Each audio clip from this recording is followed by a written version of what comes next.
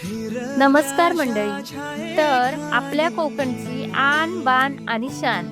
आता तुम्ही म्हणतलात म्हणजे काय? तर अहो आंबोळी.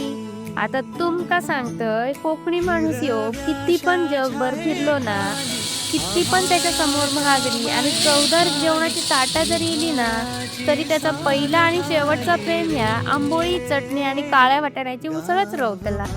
का आठवता लहानपणी आम्ही पण जात्यावर पीठ दळून ठेवायचो आणि कोळशाचं सुवास मुरलेली चुलीवर मस्त अशी आंबोळी काढायचो. पण आता तसा काय बघू पण भेटत नाही, कारण आता जात्याची जागा ही मिक्सरान घेतल्या ना. तर सांगायची गोष्ट म्हणजे आज गावावरनं माझे मम्मी पप्पा येले, तर त्यांच्यासाठी स्पेशल असं काहीतरी होकच वया.